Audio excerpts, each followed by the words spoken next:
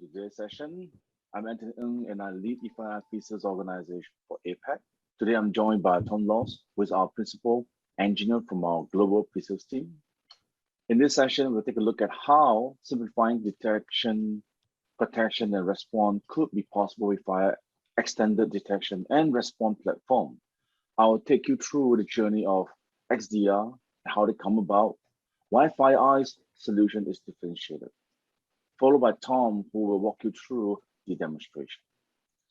This session should give you some input on how you can explore Fire XDR as you deal with the emerging challenges of cyber threat. So let's start by looking at the problem statement.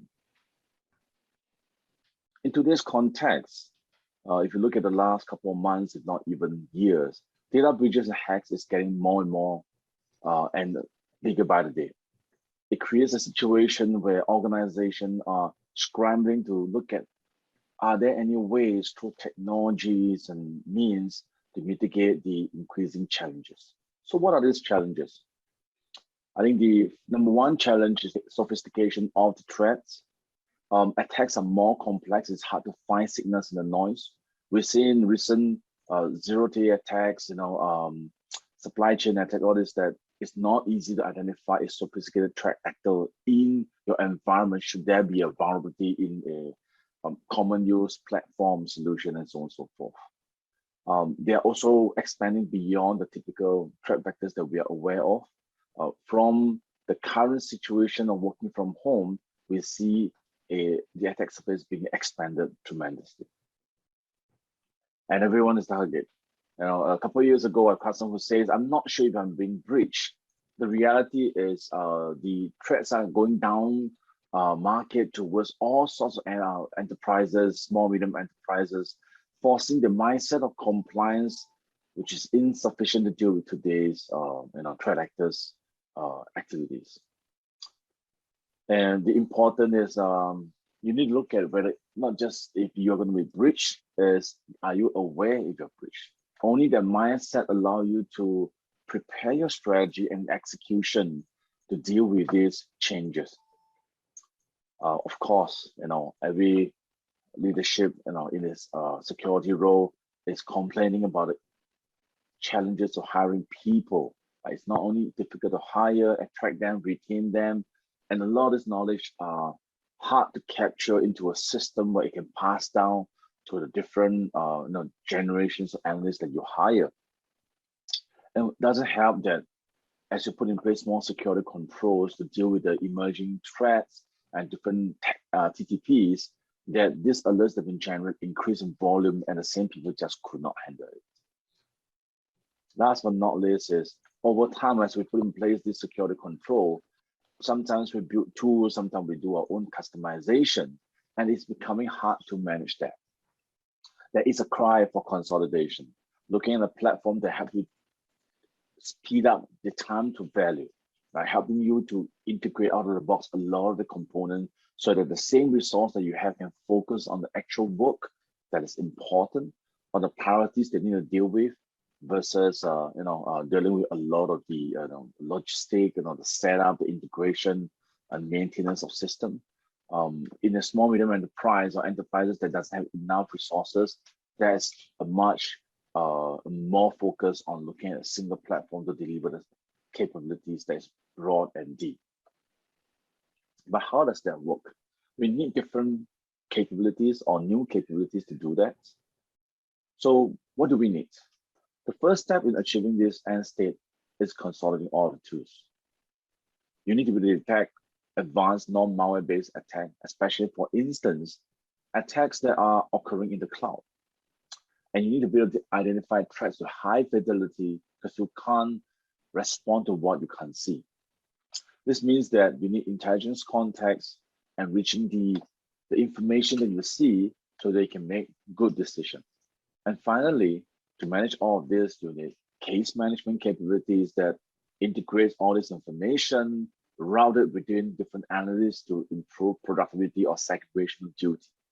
So that they focus on what they're good at in the investigation. The mundane tasks could be automated. And for some customers with larger SOC, and longer workflows, you want to be able to orchestrate and automate some of this response with pre-built playbooks. If you ask yourself, how much of your alerts that you have today is covered by your team? Do they spend a lot of time on false positive? Do they understand what are the process between different analysts? Are you able to effectively deliver the outcome? Not so much of just finishing the alerts, but also dealing with what matters the most. Right? The enterprise strategy group, both Dave and John talk about the future XDRs now. You mentioned this. Most organizations, there's a lot of point security solution, and trying to leave it alone and use that standalone tool is no longer good enough. The XDR as a architecture has the potential to address these weaknesses. The leadership team need to understand what it takes, and many of the cybersecurity professionals are not necessarily familiar with the concept. So let's look at the couple of attributes described by the John and Dave and what they think is essential for XDR platform. Right? First of all, coverage, the different vectors, key ones, right? Endpoint, network, cloud-based workload, even email. If there's out-of-the-box detection capability, it will help speed up and allows you to cover a vector without worrying about that exposure. The threat intel affinity, where it helps enrich the alert that's been detected out of the box. That reduces the effort integrating with different threat intel vendors. Analytics, beside the typical correlation rules and all that, are there out of the box innovative analytic capability that automate some of this cross telemetry analysis? Automation, which is always a must. As you look at mundane activities and tasks that needs to be done, pulling out things from VirusTotal and all this, can you do that with automation rather than manual effort? And this will help improve the speed of threat investigation, incident response, and of course, risk mitigation. Security operation utilization. In a platform, are you able to provide a common UI so that different analysts and roles uses the same look and feel, the same process, the same experience, and speed up how they do and what they do. And you capture all this knowledge in the forms of rules, playbooks that you can pass on to new analysts, and potentially even outsource if you need to. Of course, from their opinion, FireEye is definitely one vendor that offer the 5 requirements, meet the requirements and offer a solution that does that. It's not just what the analyst says, what their perspective. So let me just kind of give you a bit of understanding of how we differentiate. So when FireEye first started a couple of years ago, we had a lot of strength in our core competency, which is our endpoint detection and response, our EDR, right? You know that we did a lot of IR work, the breaches that matters. Our consultant, our Mandian IR consultant, uses our tool to do those investigations. And this experience, this cumulative knowledge allow us to evolve and innovate in our technology faster to cope with the emerging threats. And as we expand the EDR capability, we move to EPP, where we put in place traditional protection capabilities in our ML engines, our machine learning engines. We were able to create a product or evolve the product to deal with what enterprises need at the typical day-to-day operation beyond the investigation. But that's not where we stop. As we have a whole suite of platform or solution, we integrate them together and put in place our Cloud SIEM Helix to forge the ways for us to extend this capability across different telemetries, different solutions, piecing together a complete architecture that deliver what XDR talks about. What you get in the end is a SaaS-based security threat detection and incident response platform that natively integrates endpoint, network, email, cloud, and third-party security into a cohesive security operations system. Let us show you how it works. What you will see next is in the next 20 minutes, Tom will walk you through a few demo scenarios. You start with the platform's extended coverage, extending your team's detection and response capabilities from a single focus like endpoint, gather from and EDR technology and apply this across all threat vectors, endpoint, network, email, and cloud to protect against today's multi-vector attacks. Next, we'll cover detection and how FireEye XDR correlates and prioritize threats and allows you to connect the dots and provides the necessary context to quickly understand what happened, what assets were involved, and the true risk to your environment. Finally, he'll close out with response, showcasing automated response actions like quarantining a system, cloud workload, or even disabling a user to mitigate a threat. And you do this with all this from a single unified platform. Without further ado, Tom, please take it away. Let's get into our first scene where we will showcase our extended coverage, which will help enable our detection and response capabilities. We'll touch on coverage across all threat vectors, including FireEye products, as well as third-party technologies using Cloud Connect. We'll be correlating disparate events from multiple tools into actionable investigations and use our risk scoring to prioritize those investigations. This will help us assess the scope of security events. All right, let's take a look. So we're going to start out on our summary dashboard page and look at a couple of things. We can take a look at the overall amount of threats that are targeting us, and as well, after we drill down, we can see the amount of threats that have to be reviewed now, and then the ones that are recommended to be reviewed proactively. From there, we can see on the left side those individual threats that we are talking about and referencing above, as well as on the right side, we can see our total risk score to the organization.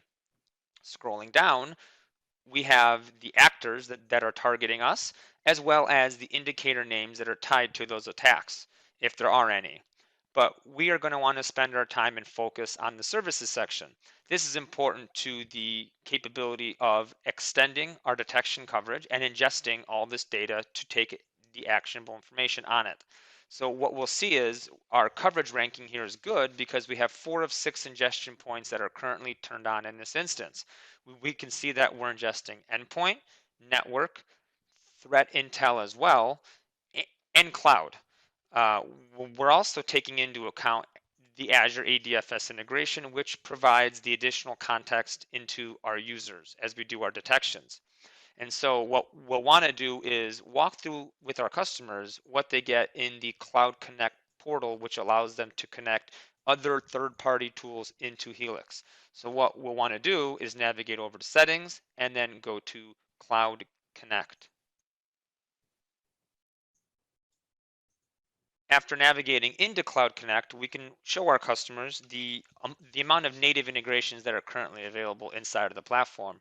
At the moment, we have 96 available integrations, and generally what will happen is as you walk through and they see these logos, this will spark a conversation as to what they have or what's important, or help them see the capabilities that are natively included inside of Helix Cloud Connect. We are constantly adding in sources, so this number is likely to change. So now that we have an idea of the data sources, let's take a look at the context card and risk scoring. When we hover over the red icon here, we can actually see that this is the context card that pops up. The context card indicates that this is a critical threat with a risk score of 629. That's also denoted in the color there in red. There are 12 unique alerts that are triggered, as well as showing that we are being targeted possibly by UNC 788.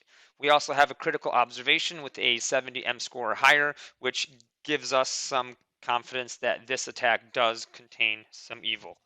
We're able to hover over the assets and we can quickly see and scope out what the extent of this threat is right from this main window. We can hover over the orchestration icon as well, which will tell us the orchestration actions that were run on our behalf or are available as well inside of the threat. So what does this mean to you and why does it matter? By extending our coverage, correlating our disparate events, and providing risk scoring to prioritize investigations, this will help us with the following. We'll be able to highlight and reduce our overall risk, improve prioritization and protection, as well as optimize our deployment mix to meet our needs in a flexible manner. Now that we have broad coverage into our security landscape, let's build on that by providing world-class detection capabilities. In this scene, we will use threat analytics, which will correlate and prioritize our disparate events into actionable investigations, connect the dots across all your threat vectors. This will give us situational awareness and help with root cause analysis. So let's go ahead and dive into the correlated threat that we talked about earlier on the main summary dashboard. On the left side of the screen, next to the context card, which again, we did speak of earlier, we can now see the detailed information about the threat and what actually happened from the beginning to the end, utilizing all the MITRE tag information that we have inside of Helix. Adding on to the MITRE tag vein, hovering over this icon right here, gives you a detailed understanding of the MITRE tactics and techniques that were used in this entire threat. You can see that from the top to the bottom, and it gives you quite a bit of information. This is a great way to understand what happened in this threat and the techniques that your adversary had used. So now let's go ahead and begin our investigation. The first thing that we want to know is the tools and telemetries that were involved in this alert. So we can do that by collapsing our information up on top. And the first thing is expanding our multiple tools bubble that is on the left side here. So as we do this, we can now see that Helix has taken all the disparate tools and put this attack completely together, which is now saving us several pivot points in the process. This example includes email, endpoint, network, and third-party tools as well. That include Windows event logs and SharePoint. We bring all of these telemetries together into one aggregated threat to minimize the amount of pivots that our analysts have to make. Another way of getting this data would be to look at the badging information up here in the top right portion of your screen. We can see that this threat had email, endpoint, and network information as well. This capability allows us to see what the scope is and the tools that were involved in a very easy manner. The next thing that we like to understand is the source of our threat. So this could be the sender or the source telemetries of the alerts that were involved. So we can open up this bubble. Now what we see is an email address that was the actual sender of the spearfish that we are looking at here in this example. Now building on that, we can go ahead and expand our multiple alerts option here and look for the email alert that was very likely tied to this user. When we go ahead and press on this email alert, we can now see that the spearfish originated from this external username and it was tied to an asset that we have over here on the right side. Expanding this asset, we can see our internal user was the victim of the spearfish. On the right side here, with this alert, we can see all the information about this alert, who it was to, who was from, the information about the time it was received, what the detection was, the action, subject, and all the information we'd ever want to see about this alert. This helps us to understand the scope pretty quickly. The next thing is we can now see that we have a victim over here in the assets tab as well. This victim is likely a part of this attack. So let's see what had happened here. Now you'll see that Helix has tied together all of these attacks, primarily on the endpoint, our exploitation and post-exfiltration activity inside of this attack. So this is being tied to this user. Helix helped us save a lot of time by putting all of these alerts all together into one correlated and easily seen way. The next thing that we want to do is look for any network activity that could explain some exfiltration. So we see that we have a network activity alert down here. And clicking on that, we can see that this is tied to our users internally. So these alerts are data exfiltration events that are going outbound. So this is very suspicious. And the final thing that we'll want to take a look at is this Office 365 analytic. This analytic shows some abnormal SharePoint file transfer activity coming from a source inbound, which is a system user, and flowing outbound to an address that we do not know.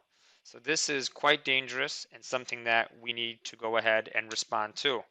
So now let's go ahead and collapse all of our bubbles and open up just in general what the assets were. So aside from the couple of assets that were tied to this alert, we can get a broader view of all of the assets that were tied to anything inside of this attack. So we can see some of these internal addresses that were involved as well. And the final thing is understanding the artifacts that were involved in the threat.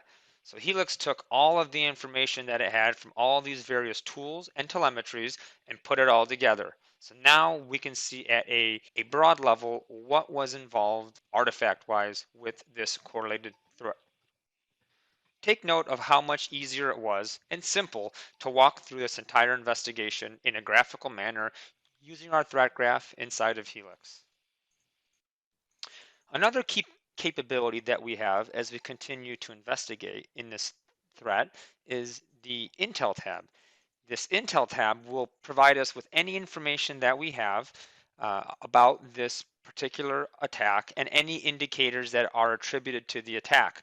What we'll see is a summary of all of the indicators and any indicator that was matched, what the information was, if there's a malware family name, any associated actors with that information, as well as a link to the Intel portal, which will provide us with all of the context necessary to continue to investigate and to know who is attacking us. So what does this mean to you and why does it matter? Threat analytics helped us correlate and prioritize our disparate events into an actionable investigation, which resulted in a high level of detection efficacy. We were able to connect all the dots and support a root cause analysis, which simplified our investigations process. This helped us minimize our blind spots and expedite root cause analysis. So now that we have the data we need coming into the platform and have assessed the severity and scope of our security incident, let's go take action on it. In this scene, we will walk through smart response actions, including mediation and enrichment. We'll also talk about other orchestration capabilities as well to really streamline the way analysts are able to respond to security events. Okay, so now that we know that there is a compromised endpoint in this attack, we need to do something about it. Let's get back in the threat graph and go to our assets and select our victim endpoint. Once we select our victim endpoint, the first thing that we'll want to do is contain this endpoint so that it can no longer speak to anything else, but we can do our forensics on that endpoint. This is easily done through the containment option here up in the Actions tab. But what if you want to do something else? What if you want to go and get some enrichment on a hash? Or maybe you want to send a URL up to VirusTotal or to detection on demand. What if you want to do some other third-party response actions as well, like take this entire event and send it into a ticketing system such as ServiceNow? Well, we can collapse all this information, go back up to Actions, and go down to Trigger Playbooks. This will present us with a window of the most common codified playbooks that have been completed here by FireEye, and you will see them broken down into a couple categories that we had mentioned earlier, from remediation to orchestration. So if this asset is in the cloud, we can go and disable a user or enrich that user inside of Azure, or go and remediate an instance inside of CloudVisory. We can also, for the enrichment piece, take that information, take URLs, take hashes, go and send that off to our detection on demand service or VirusTotal and come back with some of that information. And as mentioned earlier, if you would like to send this into a ticketing system, you have that opportunity here as well. You can select one of these playbooks or all of these playbooks and execute them all at the same time. It's really up to you and up to your workflow. These are just some of the response actions that are available by default inside of FireEye Helix, but this is absolutely not the extent of our response actions. There are a lot more available. So now, once we have run our response actions, we may want to go and look back and get a status update or even be provided an activity log of the response actions that were run by either us or the other analysts. So we can come back here and open up the orchestration tab. The orchestration tab is now going to give you a log of every single action that was run against this actual alert.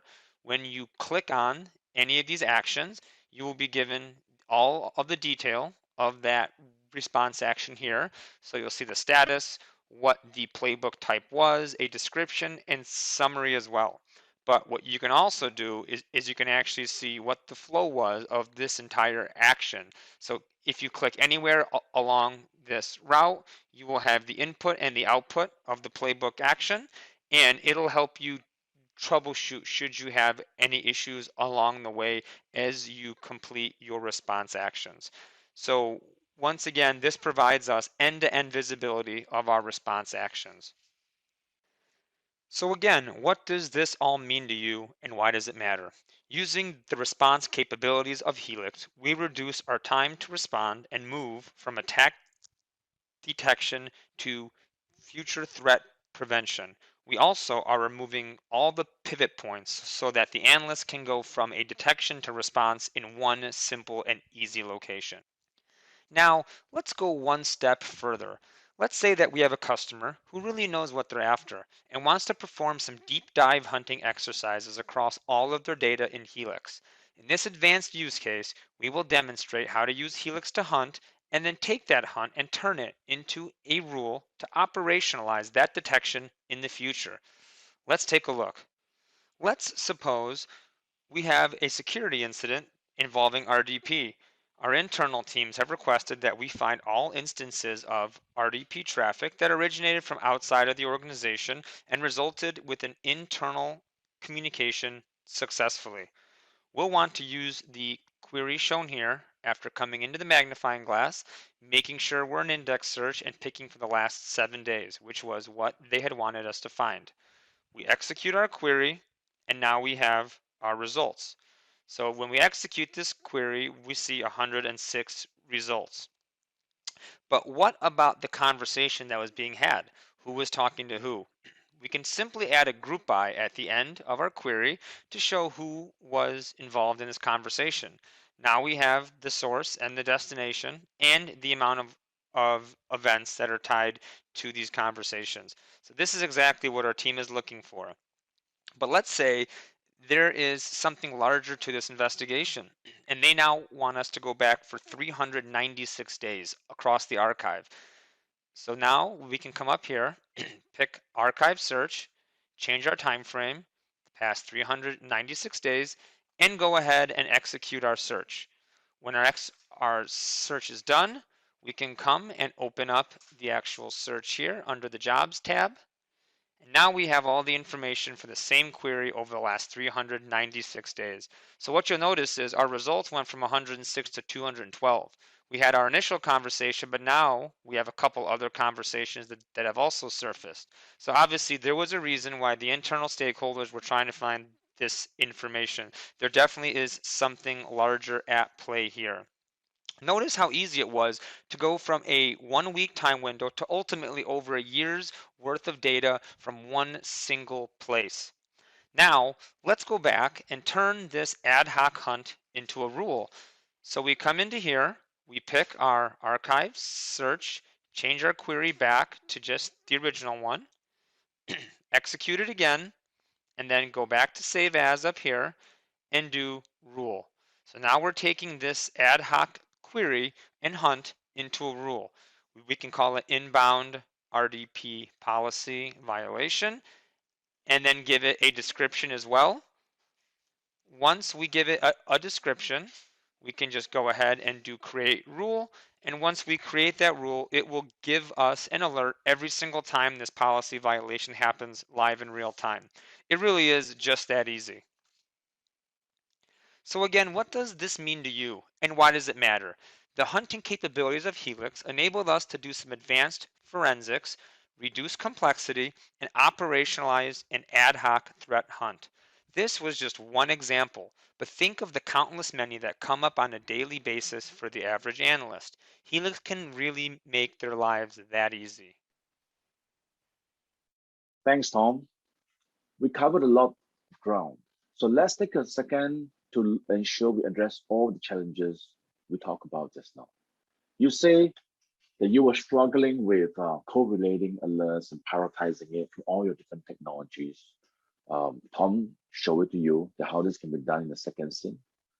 It started with the extended coverage the platform provides, and then walking through how our detection threat analytic correlates and prioritize the risk to your environment. You also mentioned that you were looking to automate and orchestrate as much as possible the response process as to speed things up and allow your analysts to be more effective or efficient. Tom showed that in the last two scenes when he showcased the integrated automated response action to reduce the time to respond and walk through a quick example of how analysts could easily operationalize their hunt to save time in the future. In summary, let's look at what we can take away from this session. I think the key takeaway I'll name four. First of all, starts with looking at native coverage across different vectors. Email, endpoint, network, cloud, that will give you detection capability over this vector to prevent threat actors from entering your environment. Put in place ability to enrich the alerts with intel, which is very key to help you enrich the content of the alerts for your analysts to prioritize the alerts and deal with it.